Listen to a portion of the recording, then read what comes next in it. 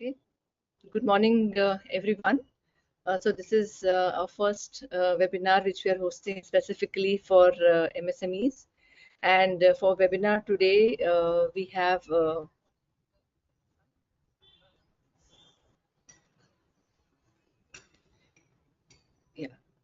so we have for this webinar today, Indu joining us. She comes with 20 plus years of experience helping MSME startups to do their compliances and their operations. So the objective that we want to achieve in this webinar today is, guide MSMEs through the process of what all the changes have happened this year, and GST 2.0, which is a new buzzword that is around. So what is happening? What is the impact on MSMEs? Plus, government also announces a lot of schemes for MSMEs. So the purpose of this webinar is we want to just highlight the different things that are right now available for MSMEs and how MSMEs should be looking at these, what is the impact on them, how they could perhaps internalize it and use it in their day-to-day operations is something that we would like to highlight. And before we actually deep dive into the specifics of it, I'll just give a brief introduction about Iris. So Indu, if you could just start the PPT and share your screen. So while that setup is done. So IRIS is one of the global compliance solution providers. We work globally with many regulators, with many companies to help them streamline their compliances. So for the regulators, we set up systems that is helping them to collect data from different companies. So in India, we have the Reserve Bank of India, for whom we are building solutions. Likewise, in Singapore, we have ACRA, the business registry. Similar solutions is what we have been building for regulators across globe. What we are doing for regulators, we also are helping companies to meet the regulatory mandate. So we have set of products that help companies to prepare their data as per the regulatory guidelines and then submit it to the regulator. So that has been our core, I would say, the areas of operation for quite some time. And now we have also forayed formally into the data space, where based on the data that regulators are collecting and what the companies are collecting, how this data can be used for better decision making from a company perspective or for making better policy decisions. So that is what the whole data operations are going to be. And IRIS MSME is one of the initiatives under our data tech business line, where we are specifically focusing on solutions for MSMEs.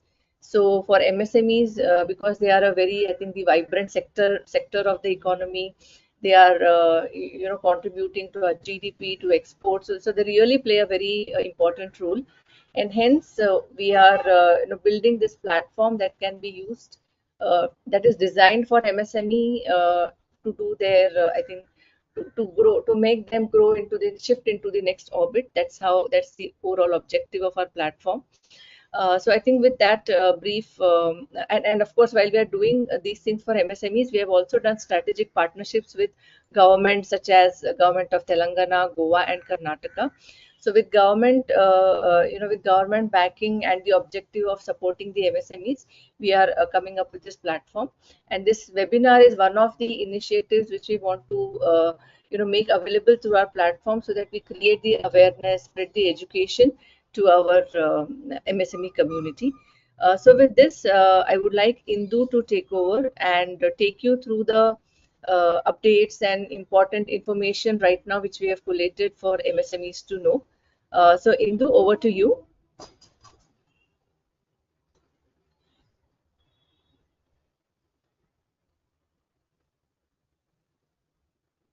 So we are not able to hear you, Indu, in case you're speaking.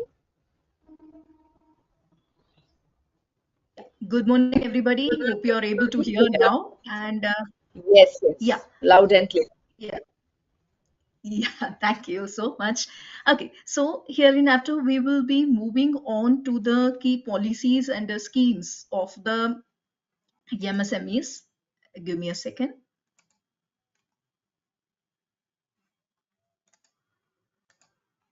Yeah.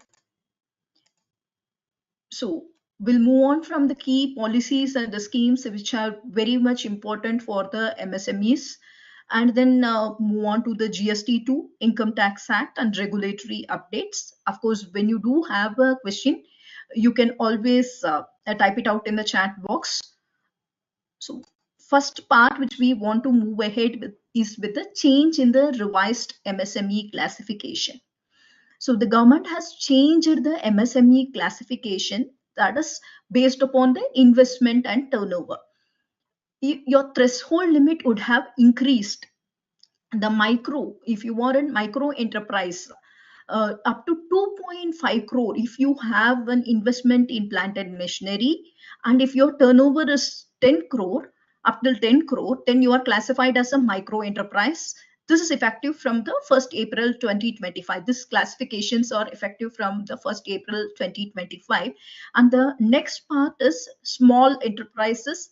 Again, here also there is a change, like where we see that up to 25 crore if your investment is there in the plant and machinery, and 100 crore is there in the till 100 crore is the turnover, you're reclassified as a small enterprise. Same with the medium enterprise also, there is an enhancement where they say that up till 125 crore investment in the plant and machinery and 500 crore turnover, then you will be again classified as the medium enterprise. So how does this threshold help you? First thing is, this is applicable not only to the manufacturing enterprises or the startups, it is also applicable to the service enterprises. And now, if for this, if for example, for any MSME scheme, it is mandatory for you to register under the Udyam platform.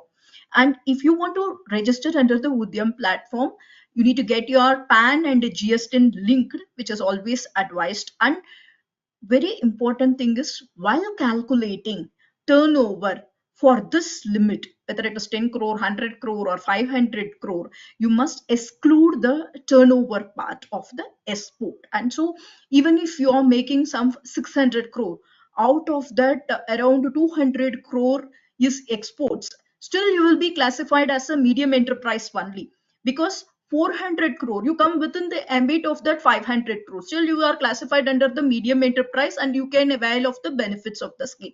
So the very important thing here is to notice the classification, which threshold which has changed.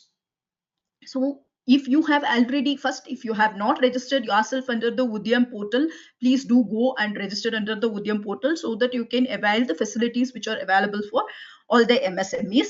And second thing which you can do for this is, you have any change. See, because many times what happens at the starting stage, we all register under the MSME, but over a period of year, maybe you would have registered in 2019 or 20, so after that you have not made any changes. I mean, you would have been remaining under the same classification. So just go in there and ensure that you have reclassified yourself. Maybe you were under micro, now you might have changed into small. You might have thought that you have gone out of the medium enterprise, but due to the enhanced values, you are again back in the medium enterprise. So whatever be it, just go into the website and check whether your profile has been updated properly. So if your profile is updated properly, then you can utilize the various other MSME schemes which are applicable for you. So, and very important thing, what you need to go with in order to enhance this is your audited financial statements, as well as the split in the export turnover. You need to have a split of this, how much is the export turnover and how much is the domestic turnover. That's very much required when you are going to update it. This is particularly very helpful for the enterprises, the medium enterprises. It is very helpful to them to have that split and enter into the Udyam portal so that you have a proof. So what are the schemes which you can uh, use for as an MSME? So you can use the CGT MSE schemes, Z, Aditi, MSE, GIFT, PME, GP. All these benefits will be retained to you if you are under any of these three classification. Of course, CGT as well as MSE or mainly for the micro and small enterprises, but rest of things can be utilized by the medium enterprises also. So for all the government tenders, you will get a priority, and then 45 days payment protection period is there because you are classified as an MSME. So the vendor will also know about the stability during scale. So next is how, what do you do for the receivable? See, you know, receivable is a very important part, and working capital flow is very much impacted by your receivable. So like our old bill discounting system which we used to have, for which you will be going through the bank, now you can avail it online through trades. Please register yourself in the trades. So how does it work? The thing is, you need to first register yourself in the threads portal. After registering yourself in the threads portal, you need to have a standardized invoice data. Very important, uncompromisable. You need to discuss with your corporates or the PSUs who are the large buyers basically, and then you need to route this invoice via trade. So what happens is, you get your uh, working capital amounts very fast. You don't have to wait for the 30-day time period, 45-day time period. You will get the money inflow very fast. So trades is something which is very very useful, and many of the MSMEs have started using the trades. And uh, only thing which is very much required here is you have the data properly, like your invoice data should be proper. So trades is becoming very very useful. Try and register under the trust. Now, coming to the next part, Udyam Assist portal. So we all know about the Udyam portal. So most of the MSMEs registered under the Udyam portal. Well and good. But sometimes it happens people may not even have PAN, or they may not even have Aadhaar, nothing linked. I mean, people have Aadhaar but not PAN. PAN and GSTN not linked. GSTN not available because you are coming below the threshold limit of the GST, 20 lakh and 40 lakh, you're coming below that. So what do? You can still register yourself in the Udyam Assist platform.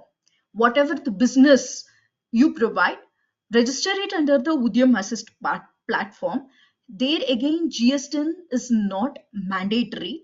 So as soon as you get the PAN or the GSTN for your business, then you can update it. Till the time, you can go ahead with your own personal Aadhaar number and the PAN number. Now, for all the schemes, all the priority sector lending schemes, you will get a leverage. I mean, instead of not being in any platform, at least you are in the Udyam Assist platform, you will be able to project it, and then you will be able to get the benefit out of it. So this is as far as the receivables are concerned, and formalization also happens by the Udyam Assist platform. In case if you are having any dispute, okay, there is a specific online dispute resolution portal which has been like started from the MSME day. Our honorable president opened this portal. Like, you can go and register any complaints in the champions portal also, whatever related to the online dispute resolution. So the major schemes which we are seeing, this is still under the formalization, but this is something which has come newly, and we have to see a lot of entrants here, um, which many MSMEs can even take up also. See, now the government says that 1,500 crore incentive scheme for critical mineral recycling near finalization. So the detailed policy note has not come, but still what it means is, if you are planning to start any factory for recycling and taking out the, I mean, already there are so much products, you know, there are a lot of mobiles, lot of laptops, and every one of this equipment has a part of rare earth mineral in it. It will be it is just being dumped. So instead of dumping it anywhere, we are going to formalize it and bringing it under one head so that you can segregate it and try to reuse it. So that is what the program is mainly supposed to do. uh, See, there is a, you all know about the ISM2 program, semiconductor. So when the semiconductor program comes along with the new rare earth mining, we will also include the recycled or e-waste battery recycling, refining. All this can be brought under this umbrella. So this will give more opportunities for MSMUs. people who are in this field of collection and the segregation of the waste can in fact scale it more, so that you segregate the e-waste separately, and also you take out the rare earth out of it and make it more utilizable. It is not something which protects our environment also. So after this, we'll go into the key schemes. First scheme which we will see is the Atiti scheme. Now, the Atiti scheme mainly is currently concentrated around the 14 sectors wherever we use more power for the production. So 14 sectors it covers, like the brass, textile, foundry, all the areas wherever the power consumption is more, we are basically covering that sector, and 60 clusters has been given for this. Now, what is this Atiti scheme? It is mainly for adopting the energy efficient technology. In case if you're coming under one of this 14 sector and you are situated in one of the 60 clusters, we have a detailed list in our Iris MSME website. You can go there and check out which is the 14 sector or the 60 clusters.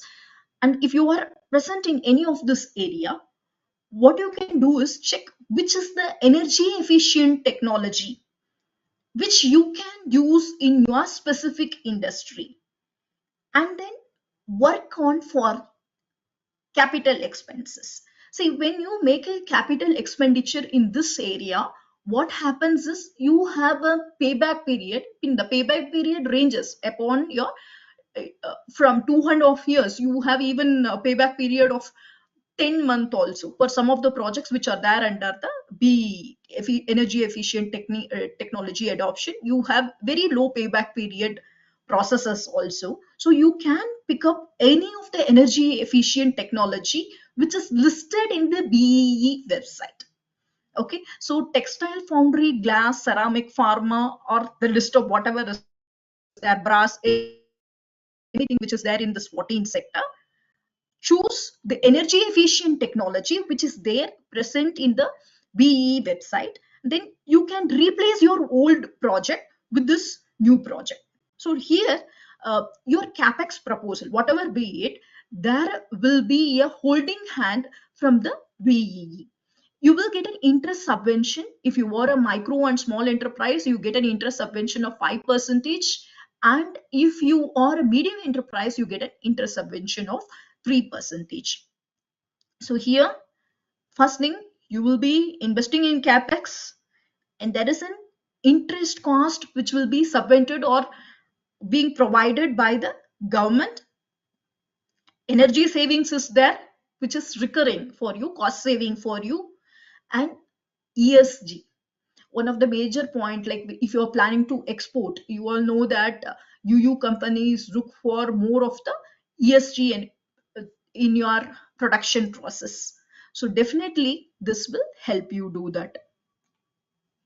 So, and also all the IGEA auditors are being listed in the BEE website. So in case of the hand holding for measurement and the verification, there also you will get help from the BEE. Now this is launched from 15th July 2025. It is still, the website is open, and where you can go in and then say that you are interested in the scheme. You have to detail out what you are interested in. ELI, Employment Linked Incentive Scheme. So this was launched in 1st July 2025. So this is launched by the EPFO. So it creates 3.5 crore formal jobs. The budget outlay is about 99,446 crores. So when should you make the hire? The hire should be between 1st August 2025 to 31st July 2027. Okay, the first condition is you should have been already registered under the EPFO and hire additional employees above the baseline headcount. So in case if you have a workforce less than 50 numbers, then at least you have to do 2 new hires. if your employees are more than 50, then you have to at least to do 5 new hires. So if you are doing that, then you will be eligible for this ELI scheme. Now, for how long you can take the benefit? Now, the hires between 25 to 27, it is only for the non-manufacturing sector. But if you are a manufacturing sector, then it is available for 4 years. Okay, so what is the incentive structure you will be getting out of it? 3,000 per month per employee. Okay, that is the maximum. Of course, depending upon the salary which you pay to your employees, this will differ. In case if your employee salary is more than 1 lakh, then the scheme will not be applicable to you. It is applicable only where the salary is below 1 lakh and you have a slab difference in it. Imagine if you are going in for a capex expansion, either for Aditi, Z, or any other scheme, and then include in that ELI also. I mean, recruiting of the more employees, then the benefit you get will be definitely more. See, by this, what you can do is capital enhancement as well as the labor. So your business grows. Okay. So here, what are the important thing which you should note? First, always keep your labor registered properly. That is what they will like to see is baseline base count of the head count, baseline head count, no, right? That should be always kept intact. Okay, so and you also should have the proof of payment of the salary to the employees, and the recruit should be at least be there in the company for minimum of 6 months. So suppose they are not there for 6 months, you may have to pay back all that 3,000 per month per employee credit which you have received. So that is something which you need to take care of when you are doing a, see, first thing is always abide by the EPFO rule, pay it on time. All the PF what you have deducted from the employees, pay it on time. That's number one. And always have all the labor records intact. That is where when you comply properly, you can get back the benefit. See, suppose your labor ledger itself is not there, because that is the status of the many MSME. You employ somebody, they come and they start working, after 2 months only you will update the labor register. Please don't do that. Your labor headcount should be properly maintained. So after you do that, and then you are able to prove that yes, you have paid the gross salary of more than such and such amount, then you can get the employment linked incentive scheme by properly applying through the PF website.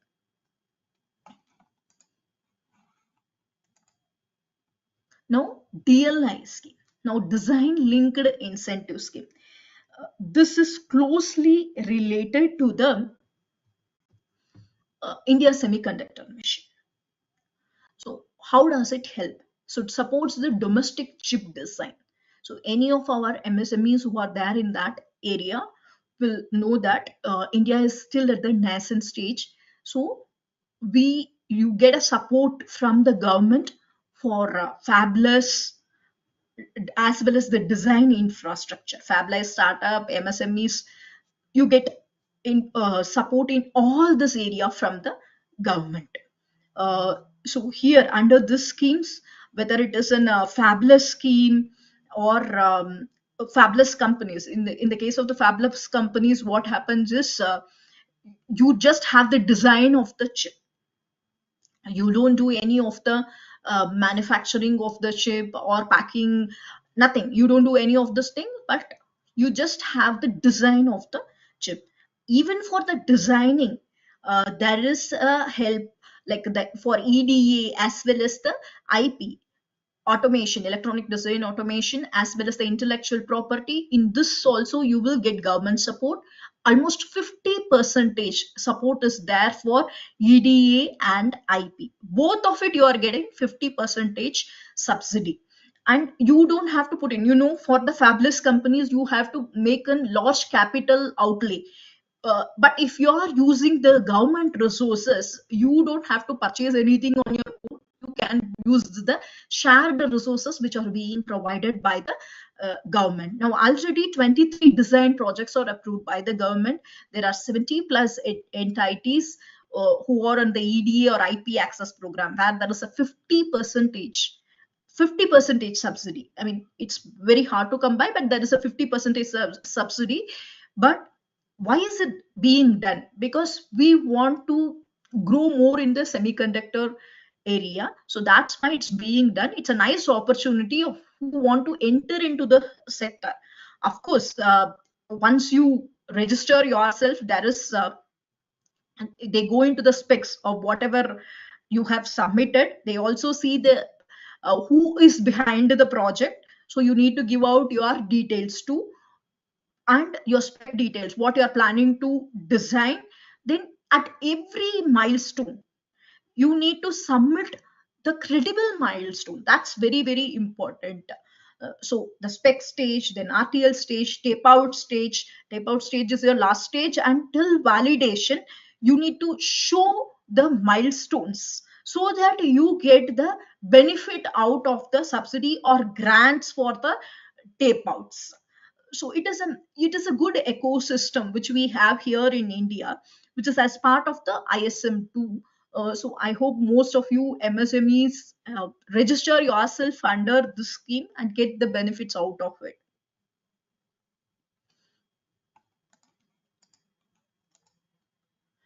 Now, since we covered DLI, let's go to the India Semiconductor Mission. It is a full semiconductor ecosystem. Like you start from the raw material mining to recycling, fabs, ATMP, OSAT, everything. You have a fiscal support, you have a state partnership, there's an ecosystem development here. Now there are a lot of projects which have got already approved in August 2025, and display as well as the compound semis also, it is being done, it's still being done. So consultation to widen participants and deepen localization. So that is something which is starting. See, because now, as far as the DLA is concerned, only few firms were able to participate. Like, not most of the firms from the MSMEs were not able to participate. Most of the people came from the academics area.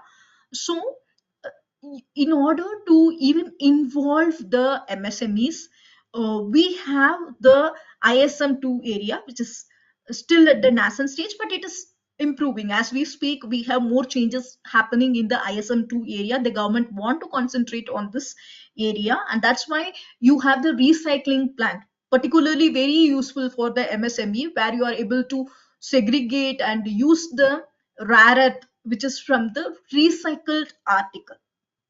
Okay. um, this will be very useful for the manufacturing. And now mostly the government is concentrating on ATMPs, creating the ATMPs, assembling, testing, marketing and packaging. In this area they are more concentrating for the semiconductor factories, and this is where MSME can really pitch in. Like, you cannot become like overall MSME or like as a semiconductor provider within a day, but you can start with one of the process at least. I mean, depending upon which area your manufacturing is in, maybe packaging or marketing, somewhere in that you can uh, pitch yourself. So capital subsidies are also given here for the ISM2 areas. Uh, then infrastructure support is given, even state incentives are given. So one thing is, it is a cluster effect. The government has identified specific states. So if you are in one of the states which has been identified by the government, then it will be very much useful for you. If you're particularly like a Gujarat, Orissa, Andhra Pradesh, Uttar Pradesh, these are some of the states which are there in that. So if your MSME is situated in one of this area, and if you are in the manufacturing business, this ISM2 will really help you, and you will get support for capital as well as the infrastructure.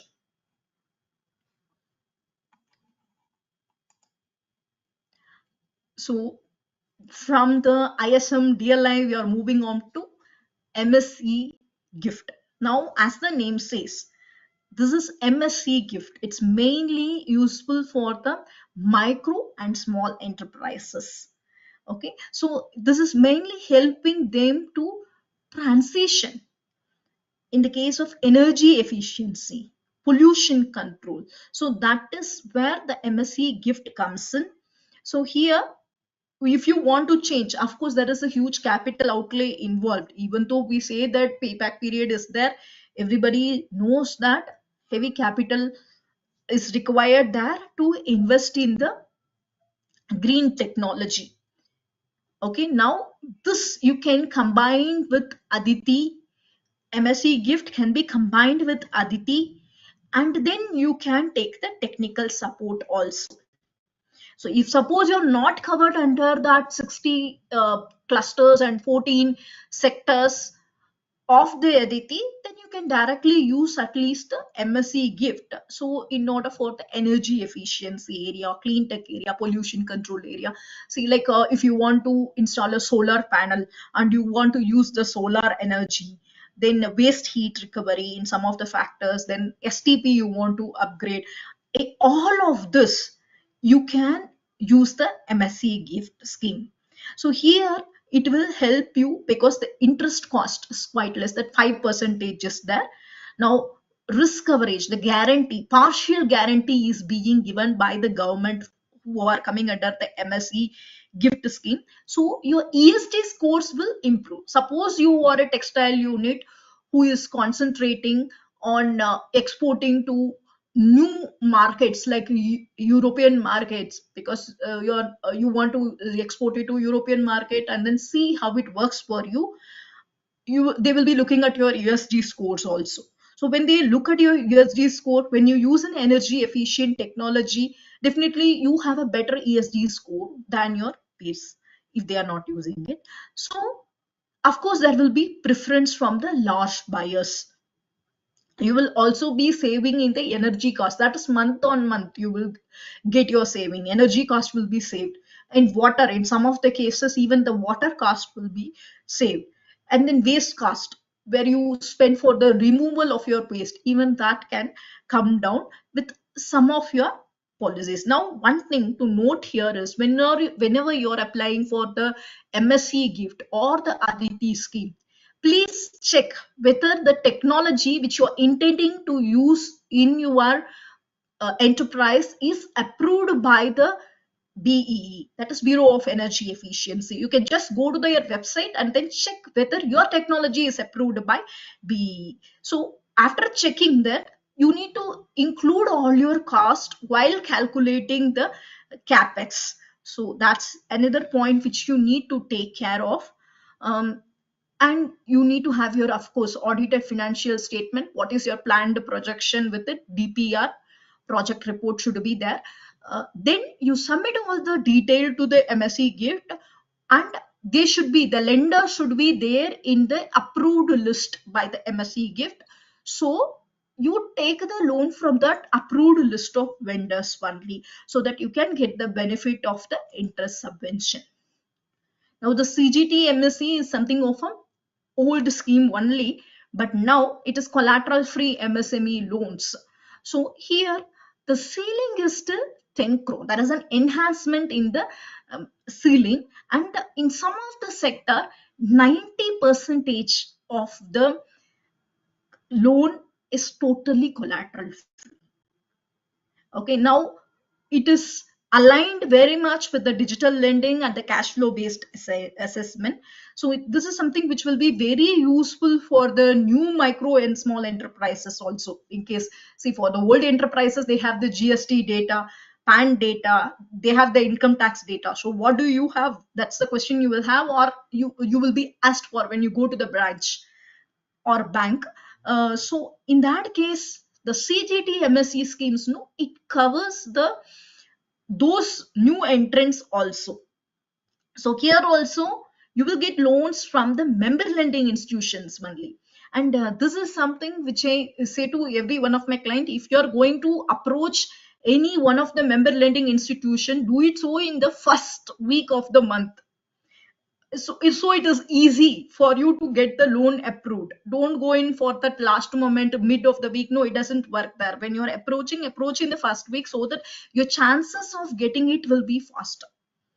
Okay, and then here also scheme specific exclusions are there. It will apply for the detailed Wherever it is applicable, you can just register with us in Iris MSME. When you register, you will get a list of which are the schemes which are applicable to your industry or the enterprise, whatever you are running, so that you don't have to think about which scheme should I apply to, whether am I eligible for this. This will be taken care by Iris MSME. Please feel free to do that in our website. So what are the benefits you will get out of the scheme? Working capital. The major pressure for all of the MSMEs is the working capital. That is where the CGT MSC helps you. So sanction chances are higher. Then you can use whatever be the purpose you got your money in a better way.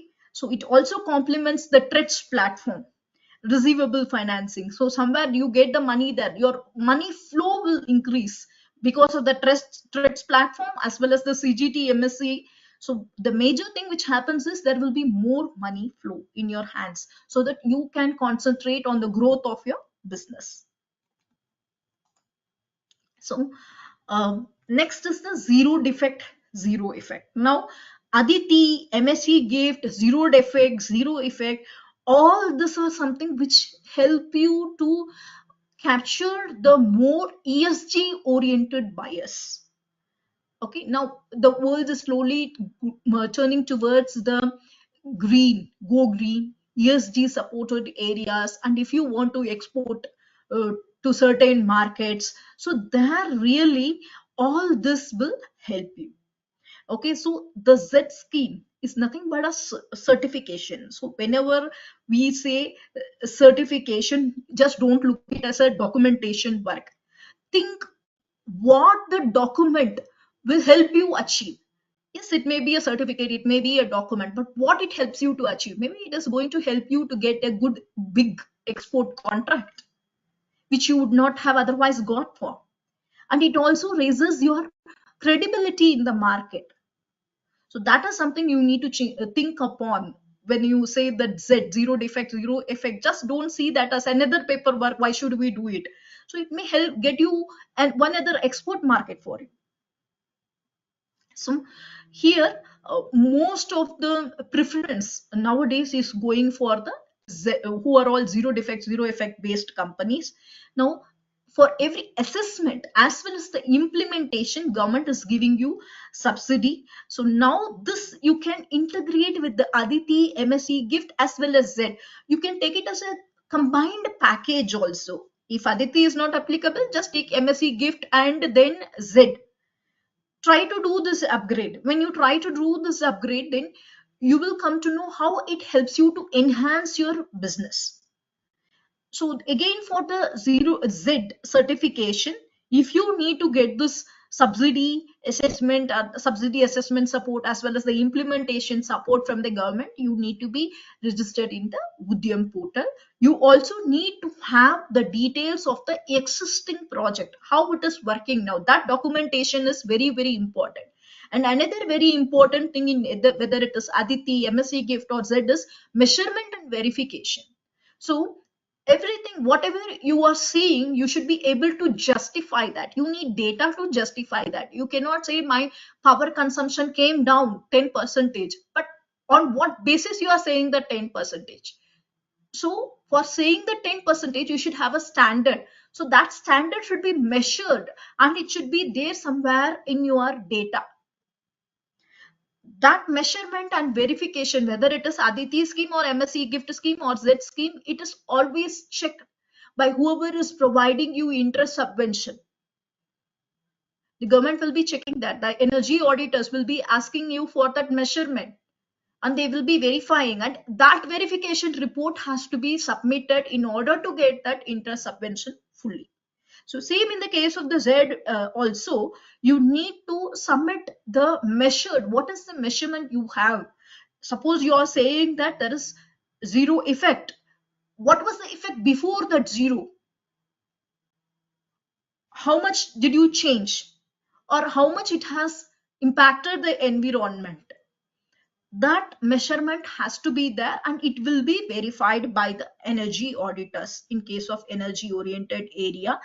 So you can integrate all these three things and then go in for the funding. So to summarize, we have seen about almost 7 schemes which we think will be very, very useful for the MSME enterprises. Aditi, which is for power efficiency. ELI, whenever you employ any new employees below the, like above the threshold limit, base count headline limit. DLI, ISM2, MSc gift, CGT, MSc Z.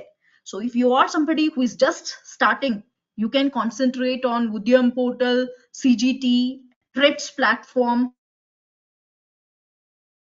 Who want to concentrate on energy oriented area, export oriented area, please do concentrate on Aditi MSc gift, as well as that zero defect, zero effect.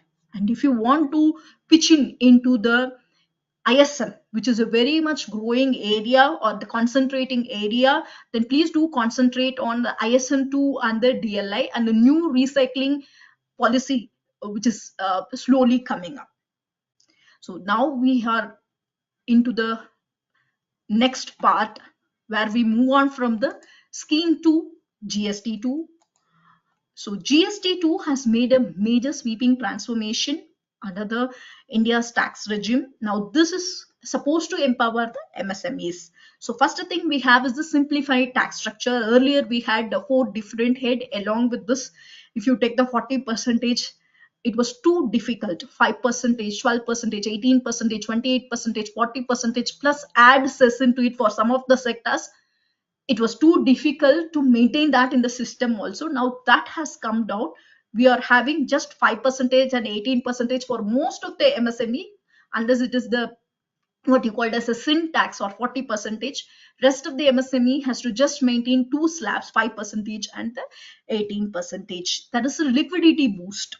Okay, because you get the faster refunds. How does the faster refund happen? Through artificial intelligence matchmaking between the invoices. You get the faster refund, and this is mainly targeted for the consumer goods and the manufacturing MSME. So you can see the toothpaste, soaps, shampoos, washing machine, everywhere there is a rate cut. Now the sectors, major sector is healthcare, insurance, pharma, as well as textile sector has a huge gain. So due to this, what happens is consumption will increase. Once your consumers price decreases, consumer will purchase more, the consumption will increase. As the consumption increase, the MSME will have a rippling effect on the banking. So your turnover will increase. When your turnover increase, the banks will be interested to give you more money. So next thing is digital integration, and the next gen schemes are also in the motion. So what's the impact on the MSME? First thing is AI aided reconciliation. So once you, this is something like happening, it's not it happened, still the steps for it have started happening in the current month itself. It has a long way to go. So but the reconciliation will be done by the AI itself. You don't have to sit and do the reconciliation. That's the target with which the government is going or planning to go. So when you do a AI aided reconciliation, you will get a faster refund. So better cross form data integrity will be there, that you can check even with your vendor system. There will not be much of the mismatch notices, because when the reconciliation is done, you are very clear. There will not be mismatch notice from the department. You yourself will know what has gone wrong or who has gone wrong, whether you have gone wrong or your vendor has gone wrong. So next is improved ITC flow. Input tax credit flow will be more.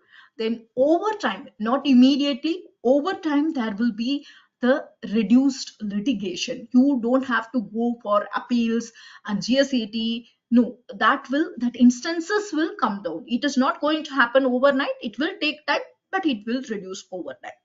Now, raw material cost for some of the MSMEs, already you would have seen the rates in our IRIS website, where your cost reduction has happened for some of the raw materials and consumer goods. What is the impact of it? You could have seen in our IRIS GST website. So next is textile, manufacturing, retail. All these three sector has a great change in the percentage. Okay, so it's a great boost to this sector actually. Now, this GST2 will be more aligned with UPI, ONDC, as well as e-invoicing. These are the impacts on the MSME. Now, what should you do for the next 30 days? So, first assess the impact of it. Okay, what is the GST rate you are already applying? What you have to apply? Then see where how your current GST inflow is. How much has gone to the exempted goods? To that extent, you may have to reverse your input tax credit which you have availed. And where is the mismatch? What are the mismatches which is happening? That you need to identify it. Now, after you identify it, you need to update your systems and processes. Upgrade the connectors. Then you have to enable the real-time e-invoicing. GSTR sync should be there. Please do not do any backdated entries. See, credit notes are always there. You don't have to do any backdated entries. And do the monthly reconciliation. When I say monthly reconciliation, first you need to reconcile your GSTR2B with your books and your books with the vendor's ledger. This is something which has to happen. See, what happens? This indirectly affects your working capital. The only thing is you won't realize it. See, if you have assumed that the GSTR has come to me, he has given me input tax credit. No, it is not happening. It should be reflected into your GSTR2B. So if it has to reflect in your 2B, you should ensure that your vendor enters his invoices on time so that you can get the input tax credit. Or at least take some top 10 vendors who never enters the invoices on time into the system, due to which you are not getting credit. Unless you do this reconciliation, you will not know where you are not getting input tax credit. So do that reconciliation, see how much input tax credit has to come to you, avail that so that you don't have to make more payment of output GST. You have to automate the maker checker workflows even for the GST also, so that it is not just dependent on one person. Your GST return can move fast. Your book should be always reflected in the GST return. Your invoices should be there in the GST return.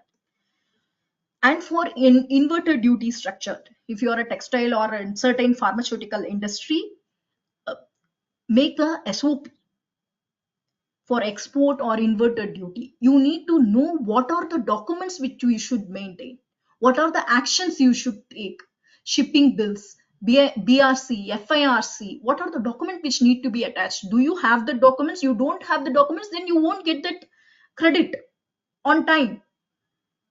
Later on, you cannot go to court and then go to DGFT. No, that is a long process.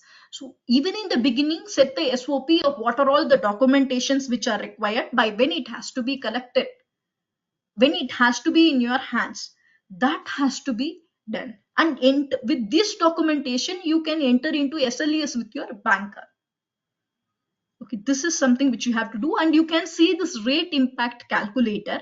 And if you just click on this rate impact calculator, it will take you to our Iris GST website, where you can enter your product's old GST rate, new GST rate, and you will get the difference of what is the benefit you are getting. Okay, so here, if your net liability is negative, then you are having an inverted duty structure. Please feel free to use this. We will be sharing this PowerPoint also, so you can click it and then use it. Now, coming to the new Income Tax Act, this act very much help you in simplification, digitization, rationalized exemption. There are a specific class for some of the notifications. Now, the main purpose is to align it with the, see, this new Income Tax Act aligns very much well with our MSME Act. That means people who are classified as MSMEs or again classified as MSMEs in the Income Tax Act also. That means your presumptive threshold limit has been increased up to 2 crore and up to 3 crore wherever your 95% of payment is by digital mode.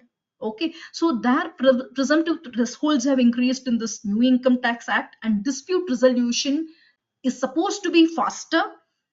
There is an e-verification, GST and IT data integration will be there in the future. That's the direction which we are going towards it right now. So maintain the GST data properly, e-invoicing properly, don't do any backdated entries, because it is integrated, it is going to get integrated with your IT data also, or how much ever money which you're going to pay for the income tax also. So always maintain compliance calendar, that is whether for TDS, TCS, advanced tax payment, audit payment, returns, maintain that compliance calendar and ensure you follow that month on month. Don't take the 26 AIS reconciliation, AIS reconciliation for yearly audit time. Do it monthly. So if you do that monthly, you will know whether the tax has been deducted from you. Has it been paid to the government? That's one question which you have to check on monthly. If it has not done, at least you get the cash or ask them to pay to the government so that you get the benefit out of it.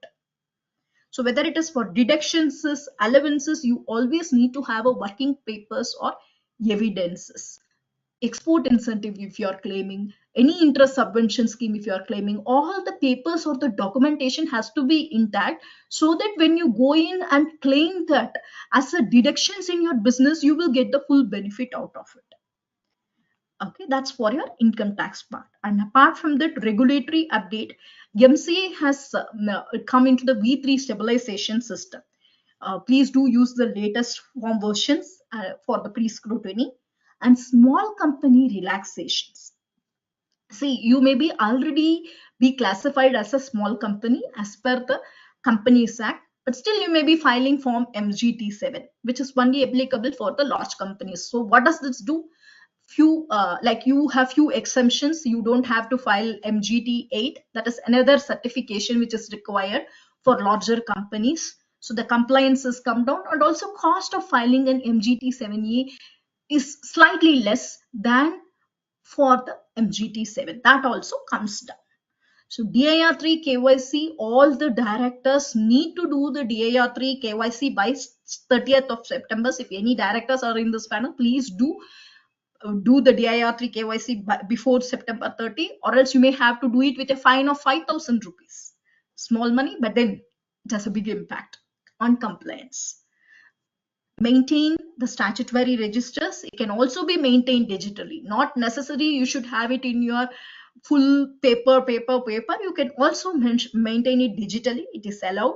Minute book has to be maintained. Board resolution has to be done. Now coming to this AGM timelines, you all know most of you will be planning for September 30th is the AGM timeline. If you are planning September 30th, before September 30th, you have to conduct the AGM, plan for your AOC filing as well as MGT7A filing.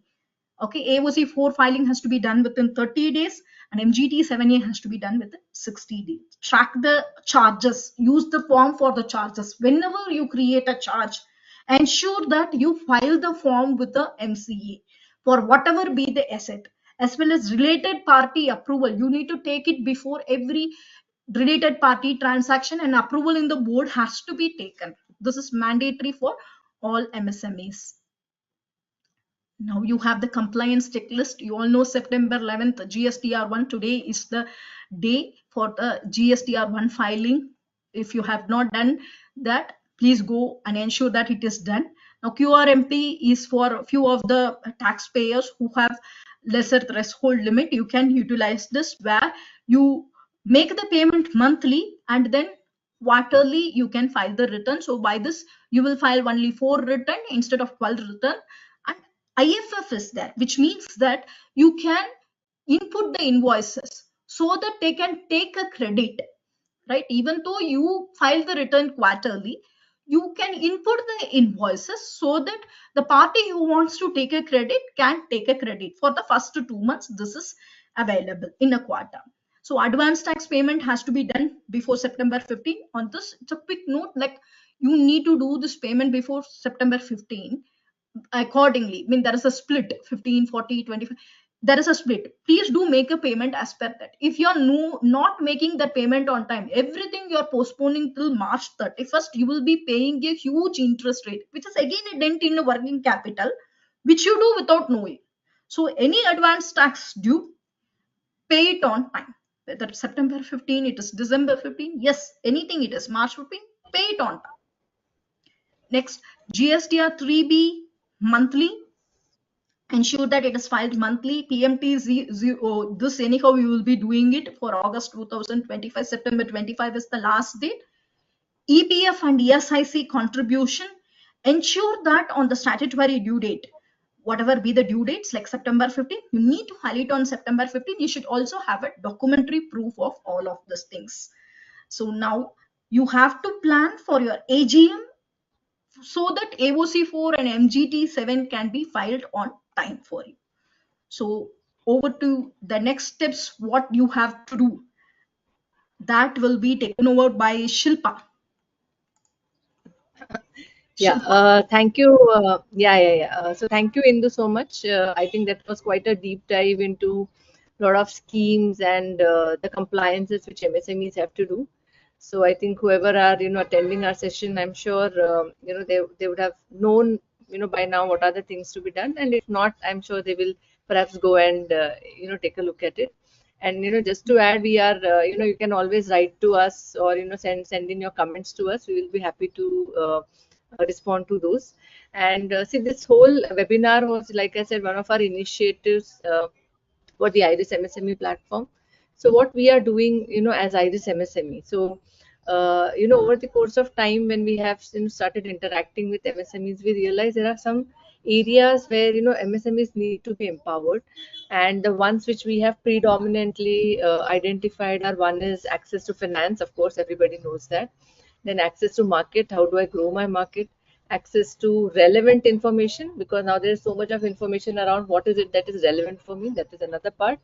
And fourth, of course, is the access to experts. So because there are so many things, I need to say do my this kind of filing, I need to prepare my project report, are there people, mentors available who can help me out with this? So definitely there are the access issues is what we the areas which we have identified, and we aim to build and make available all of these through our platform Iris MSME. So Iris, like I had mentioned, we are a compliance company, and when we started building solutions, one of our solutions called as Iris Peridot has been there in the market now for quite a while. And I'm sure many of our audience who would be watching us on Iris Peridot app itself on MSME TV Live.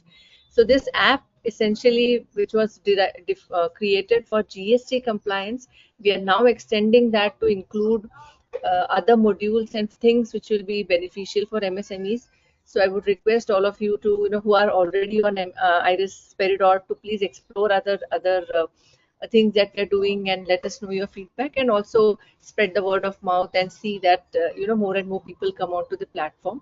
So our idea is to make this as a platform so that you can connect to industry experts, you can connect to your peers, you can do the things that will make your life easy and help you to grow. And for all the compliance updates, scheme updates, you can follow us on our social media handles to stay updated. And I think whatever Indu has, actually covered in the session, there are so many things that you really need to do. So I think one of the things that I still, I'll say really want to emphasize right now is, see if you have updated your MSME classification, because that would ensure that the schemes that you could get benefit of, you are really getting those because of the change in classification between small, medium, and micro. I think with that, from a scope of webinar, we come to the end of the program. If you have any questions, you can just type in the comment box. We have the option there right below the MSME TV function. And this webinar will also be available live for future reference. You can anytime. So that's the whole purpose, that anytime you want the information, you just log on to Peridot, open the TV, and you have the information readily available for you.